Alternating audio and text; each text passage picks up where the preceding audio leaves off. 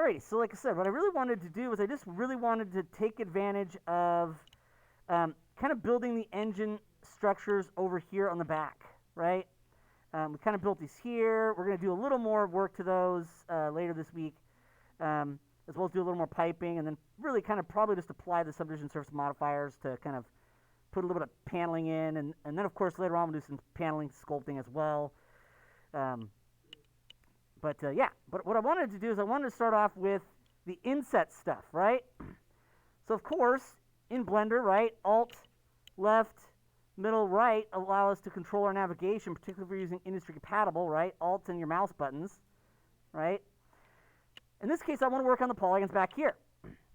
So I go to 3 for face mode, right? Remember, these quick keys are up on the board, right? Face select, 3, right? The quick key for face select is 3. So what I can do is I can select this face right here, and much like we did to create the little kind of bump in here, right? The little kind of intake area, we actually kind of do the same tools upwards, right? So in this case, one of the things I could do is inset, right? It's right below extrude, right? So if you go right over your sidebar, your extrude tool is pretty much right in the middle, right? The quick key for that's Control E, and then inset's right below that. I is actually the quick key for that, I. So if I hit inset, it will bring up kind of a yellow circle.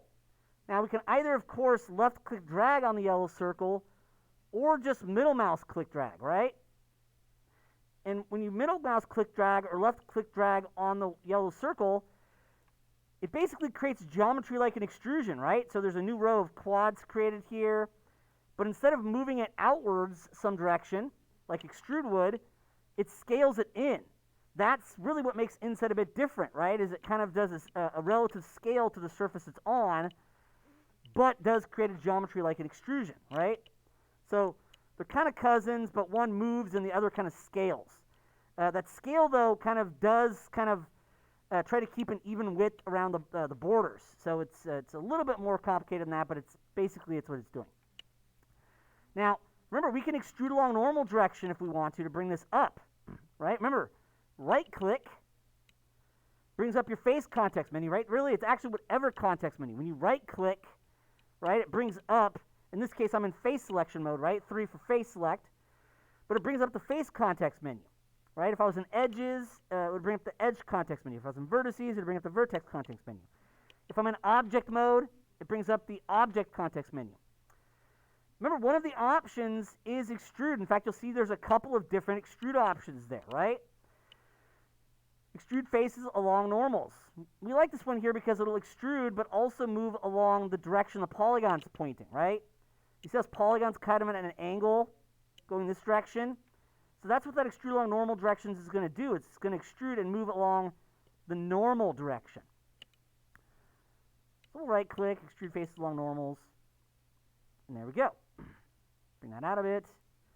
Now, in this case, if I wanted to, I could, of course, inset, right? The inset tool's still on, so oftentimes, particularly with inset, if you extrude, you'll do your extrusions, and then when you're kind of done with the extrusion, your inset tool will still be on, which is actually really neat. It makes the process quite fast. So I could left-click drag on the yellow circle, and that does another little inset there. Now remember, middle mouse button will often do these as well. So if I hold down and drag middle mouse button, that'll do another inset. I'm going to do another one, and then one more little one.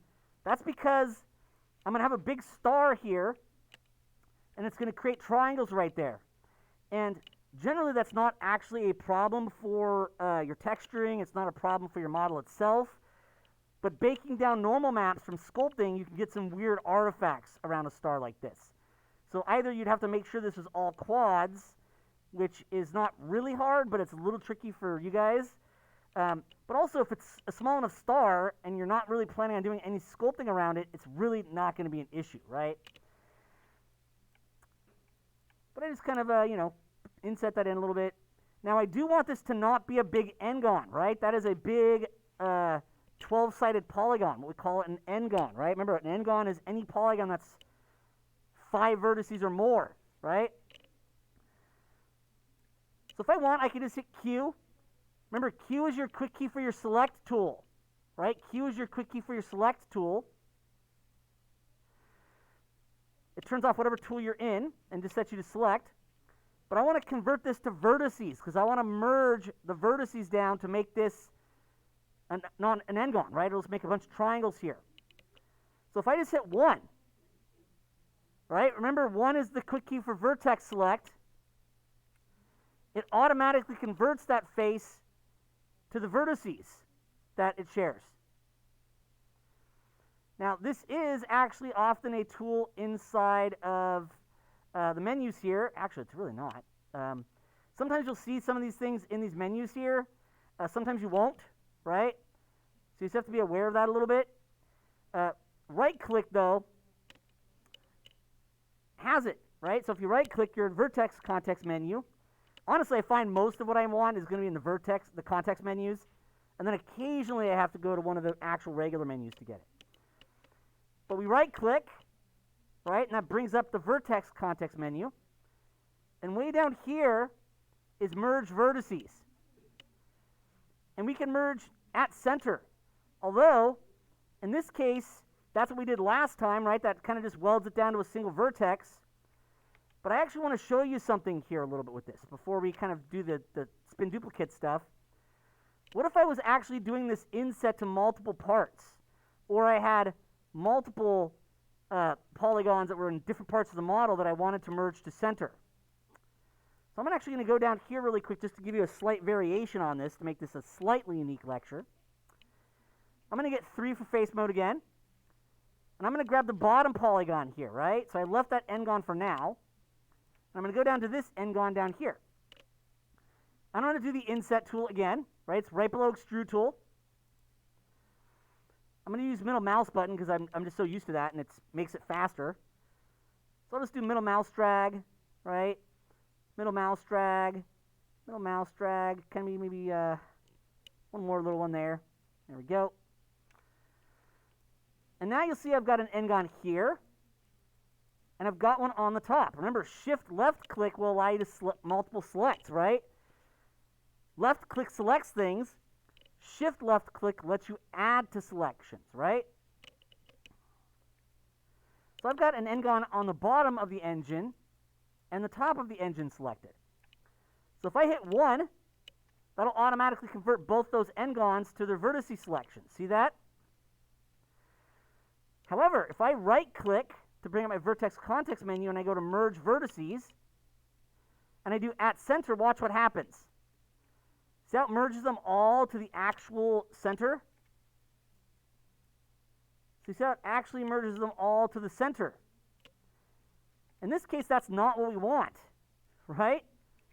So how do I actually merge separate kind of groupings of vertices together independently, right? Well, it's actually in the same area. Right-click, merge vertices, but instead of at center, you use what's called collapse. Collapse is a merge vertices to center feature, but it will take into account if those polygons are not next to each other, right? That creates kind of separate groupings of 2 different distinct groups of vertices that it knows collapse just these to their own centers instead of the center of everything. So merge vertices collapse will actually do your merge to center, but it does it for each group independently. Do you have to use that? No. If you just want to do at center and then kind of do the insets here and merge to vertices at center, that's fine. But I figured it's kind of cool for you to see the that method, right? I figured it's kind of cool to see that the collapse is available. Kind of neat. Now in this case, you'll notice I did kind of scale these in a little bit more. So remember, I can just go in here, 3 for face mode. And of course, you can select these one at a time, right? Left click, shift left click to select all these. But you notice how that could take a little while? So remember, if you hit Q, that toggles you through your selection tools, right? Q, if you just keep hitting it, it cycles through these selection tools. There's the box select. There's one called circle, which is kind of a lot like the box. It's a cursor with kind of a orange dashed lines, except with box select, it's a box shape. Well, circle, it's a circle. What's cool about circle select is it's really just a paint select. You just hold down your left mouse button, move your cursor, and no matter what polygons you touch, it selects. That is a very cool feature. Remember, Blender has a select more and less, and it has default quick keys. Up and down arrow are default quick keys for this. So remember, you hit up arrow, and it expands that selection.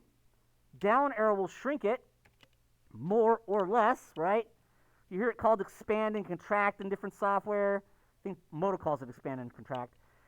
Maya calls it grow and shrink, more and less. That's what Blender calls them.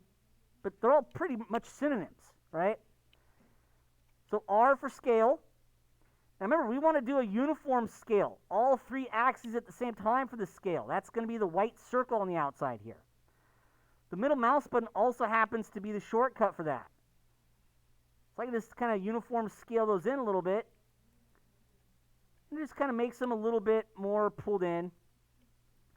If I wanted to move them down at the average normal direction, remember we can go here to global, click on normal, and you see how that actually lines up to the kind of average normal direction, which for this is going to work pretty well because most of the normals are coplanar and in the same direction.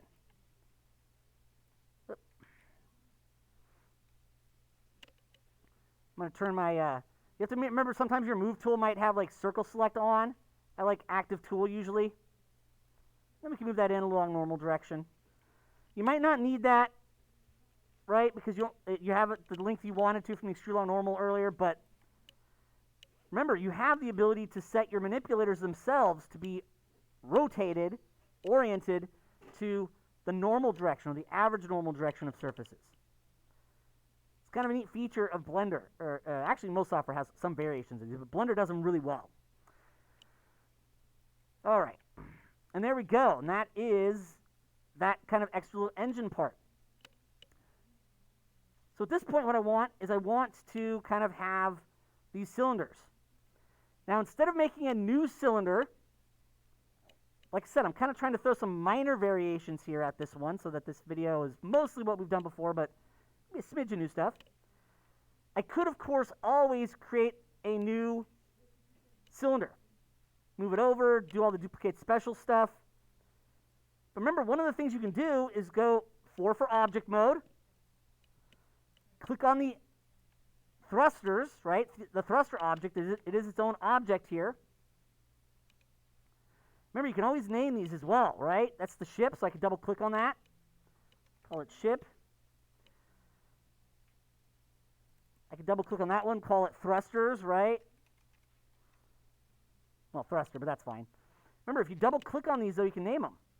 So I'm going to go to the thruster object, but you can always 4 for object mode, right? 4 for object selection mode. And then I just click on the object there. Now, I only really want one of these cylinders. So remember, I can go to 3 for face. Right? But remember, these modes are here. There's a menu right up here, right below File, Edit, Render. Usually you'll see it either Edit Mode or Object Mode. So you can actually go at least between those two modes. Once you're in Edit Mode, you'll see you have Vertex, Edge, Face right here. But that's 1, 2, 3. So 3 for face mode. I'm going to grab a single face on one of these cylinders. And remember, you have a tool called Select Linked. Linked, right? This is a tool we've seen a couple times on this project. We definitely saw it a couple of times on our previous project. But I like to make sure to constantly expose you to a lot of these tools, right? Not everything, because there's only so much we could do for a high school class in Blender, right? You'll have to spend more time with Blender to learn more about it, but we can go over a lot of good big stuff. Select Linked. Now, by default, it uses the right bracket key. Remember, the right bracket key is kind of right above Enter, right below Backspace. It looks like a parentheses, but more square, right? I switched mine to spacebar because I use Select Linked a good amount, and spacebar, I don't animate, so I don't use the animation quick key, so for me, spacebar just made a lot of sense for that. So I did change mine, something I like better for it, but it is in the menu, too. And remember, what Select Link does is it selects just the linked polygons, the polygons that are directly connected to it. These are all one object, but they don't touch. right? So if I hit Alt-X for X-ray shade, right, it's right there, you notice how they don't touch. Even though they're one object, in object mode, they don't touch. That's what's really cool about select linked, is it'll only grab the polygons that are directly touching kind of and directly connected to each other. So what I could do is I could easily duplicate this. We've seen duplicate a couple times, right? Mesh duplicate. It has a default quick key, Control D. Control D, and I'll move this. Right? We can kind of left click drag to bring it back here. Now the nice thing is if I go to blue wrench, you'll see your mirror's still on, because it's still all part of that same thruster object, right? And that's what's really cool about this. We don't actually have to have all of the objects separate, right? Once I had the original ones on, I don't need to actually make a separate cylinder. I can just copy an already existing one. W for move it up here. Maybe E for rotate it a bit. Remember, view rotates right here. It's that white circle on the outside, although your middle mouse button will do it. W for move tool, right? There's that white circle there. That's view move, but middle mouse button will do that also. Let's kind of do a little bit of adjustment just to get a bit of better shape for it. And now we've got a new thruster back here, right? So now it just becomes that question of how we duplicate it around here. And this is where cursor comes in, right? Now, cursor is unique. You can actually probably simplify this process a little bit by using snap vertex, and I will show that as a variation here. But if you ever actually have this be a fully open surface, right? Like you have this shape all there, but kind of this part right here is actually a hole, right? There's like no geometry in there. You've got propeller blades or something like that. The snap to vertex won't work because there won't be a center vertex. That's why you'd have to use like an edge loop and kind of snap selection. But this one will kind of do a minor variation of it. So I'm going to go to 4 for object mode. I'm going to click on the ship body. Now, if I go to 2 for edge loop mode, remember I could always double left click to select an edge loop, right? Eventually, if I want to, I can use mesh snap cursor to selected, right? That's a great way to center your cursor to the center of the edge loop selection if you have a giant hole through here, right? So if this is like hollow through here, more like a donut or a ring instead of, you know, this more complicated cylinder shape, that's what you'd want to use. In this case, though, because there is a vertex right in the center, we could probably just go to our magnet for snap tool, right? Remember, there's a magnet right up here for our snap tool. I could click on the one next to it and switch from face to vertex. Remember, this turns your snap tool on. The one next to it, right, that little pull-down menu right next to it's got a little V pointing down. This is the one that gives you the ability to snap to volume or faces or edges, increment kind of to let you do your grid snap, particularly if you turn on absolute snap, even edge center. So you've got some pretty nice snapping tools in Blender. In this case, I want to use vertex. So I'm going to mix it up a little bit here. Now, if I want to actually move this cursor, right, not the orange dot, we want that to stay on the center, but there is that circle that's a candy cane, right? It's kind of red and white, kind of alternating in a circle. That's your cursor. You'll notice right below your selection tool and right above your move tool is something called cursor. That is that circle candy cane, right? So if I click on cursor here, and I make sure to switch my orientation to geometry, right? By default, it's usually set to view. But if I select geometry instead, so there's that little pull-down menu right there, geometry, and I have magnet on, as well as snap to vertex, you'll notice when I left-click drag, you'll see how this cursor will snap to the closest vertex. So in particular, if you have a vertex right in the center, you really don't have to go through the whole process of snap, cursor selected on an edge loop. That's more like I said, if it's hollow like a ring or a donut. Also, by setting your orientation for your cursor tool to geometry right here, you'll notice that the cursor tool lines up to the faces there. That's actually the most important part of that, right? Getting it centered, but also having it oriented to the average normal direction. Now in this case, I'm going to click off of cursor, and I can turn my snap tool off, right? So you just turn the magnet off here. And now our cursor is in a new spot. I can go back to 4 for object mode, click back on the thrusters, 3 for face, and I'm just going to select linked again, right? Select the face on this thruster back here, select linked, right? It's right there in the menu. And now what I could do is I could take advantage of that spin duplicate, right? It's one of your tools on the sidebar here, lower down. Right now it looks like a pie. Remember, many of these tools in Blender have this little small triangle in the bottom corner, the bottom right corner. Those indicate that if you hold down your left mouse button, right, the one with your index finger, if you hold it down, you'll see there's options there. You can use spin or spin duplicates. We want to use spin duplicates, the one that actually looks like a 6 cylinders kind of around in a circle or a hexagon. There's our spin duplicates. And remember, if we go up here, you'll notice it's kind of the spin duplicates by automatic is kind of already centered to the cursor, but it's not oriented to the cursor. So remember, we have to go back up to these right here, and we've seen these a lot more on this project. Right? Remember, there's one that says global. If I click on that, I can set it to cursor, and that aligns this to the cursor. Now, honestly, it's probably all you really need to do, but if you want to just doubly make sure, you'll notice you can click on the chain link one right next to this, and there's a cursor there. So you can set both of those to cursor.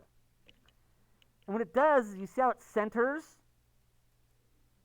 this to the cursor. And now because just those polygons are selected, I could left-click drag on one of these blue handles with the black plus in it, and I could duplicate. And you see how mirror's doing it and everything also? So you see how once we had the first one, all we had to do is duplicate and reorient the cursor. The mirror's already set up for us over here. We didn't have to make it a separate object. Remember, the bottom left corner will have options boxes for your tools, right? The bottom left corner. It says spin right now. So I open that up. I want this to go around in a full circle.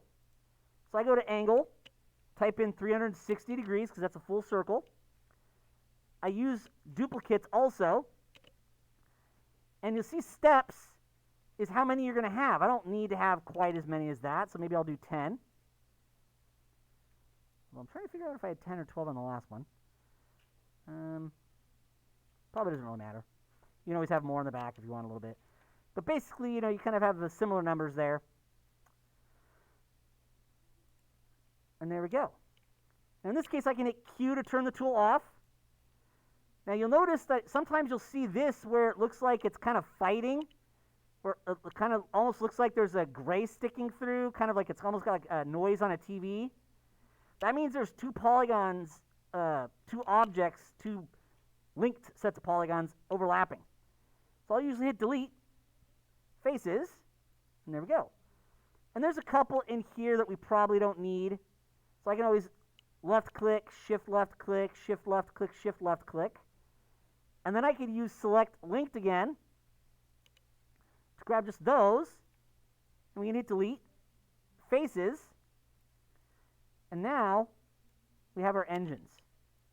Now, if you want to reset your cursor back to the center of the world, you can go to Mesh, Snap, and you see how you can actually, so once again, if you need to select snap to selected, which in this case we didn't, snap to vertex worked for us, but in certain cases you might need snap cursor to selected on an edge loop. That's why I showed it on the first one. But you see there is cursor to world origin. And that's just going to snap it right back to that 0, right? The origin of our Cartesian space. So you can always kind of reset that cursor back to that 0. And now, both engines are officially done. All right, I think that'll be a great place to stop.